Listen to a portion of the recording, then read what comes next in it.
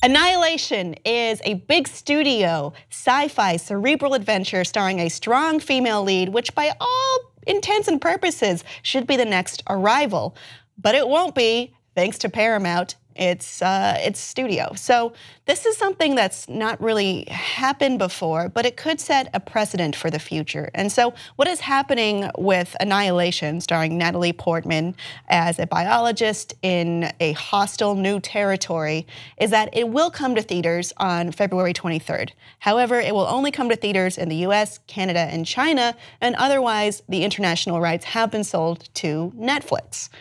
This has never happened before, and it's a little bit ironic considering Netflix's goal is to kind of upend the movie industry and movie distribution system as it is.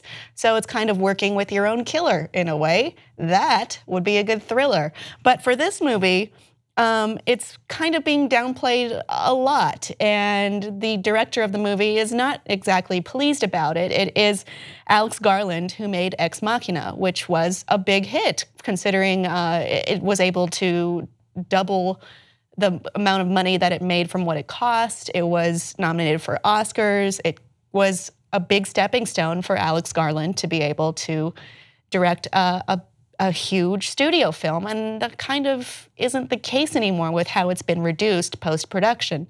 So according to The Hollywood Reporter, this is happening because Annihilation had poor test screening results last summer that indicated it was too intellectual for people. And that's kind of unfortunate and sad that it's considered to be too smart for most people. And it draws the comparison to Arrival quite a bit. Arrival was a pretty intelligent film, but it wasn't incomprehensible. So I'd really like to watch this movie and be able to gauge that myself, if they were about on the level or if it really is just way too cerebral for us dummies to be able to pay attention to for over an hour. There are a few other reasons why this may be happening. One was the previous head of Paramount was the one who commissioned this film, not the new head. The new head, Jim Giannopoulos, according to a source to The Hollywood Reporter, he sat down and looked at what is theatrical at this day and age and decided that this wasn't it anymore. And it seems that they've decided that the new Transformers spin-off, Bumblebee, about the character that doesn't talk at all and is an alien robot, directed by Michael Bay, is deserving of a theatrical release. But this film and another film that's coming up called God Particle, which is loosely part of the Cloverfield franchise and not the Higgs boson. Maybe they should have given it a stupider name than that for it to sell, but that is also probably not going to get a major release in the same way that a dumber, stupider, louder, horrible, sorry, that's editorial, movie might get. So with this, it is also coming up after a pretty bad 2017 for Paramount. All of their big films last year, Transformers 5, Baywatch, Ghost in the Shell, and Monster Trucks, were not financially successful and kind of dampened things at the studio for a while. Though I hardly think it's Annihilation's fault that Baywatch was just so off the mark, not funny, boring, cookie cutter, whatever you want to call it. I didn't laugh for the entire time I was there, and I am ready to like a movie with The Rock in it.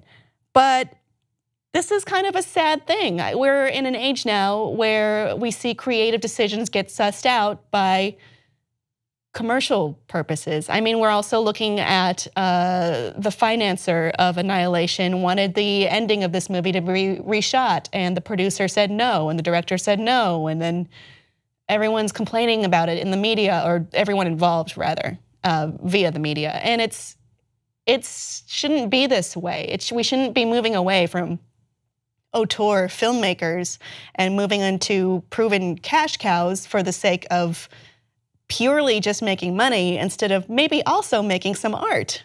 It's sad that we've seen this. We've also seen this for Edgar Wright in Ant-Man, and we've seen this for Lord and Miller for Han Solo. I think I can't say so for Solo, but I think Ant-Man would have probably been a much better film if Edgar Wright had been in charge. You can fight me on that. I would have preferred that version. And that might be a reason why I don't like the film so much now that I think of it. It's disheartening and it's cynical to see that this is the way that films are being made now, and the way that artists are being treated You know, he thought he was going to be making this movie that was made for the big screen, and instead most people will be seeing it on their television at home, and that kind of really sucks. Audience, are you going to see Annihilation? Or are you just too damn stupid to do it, like the Paramount people thought you were? Please let us know below, and like and subscribe for more.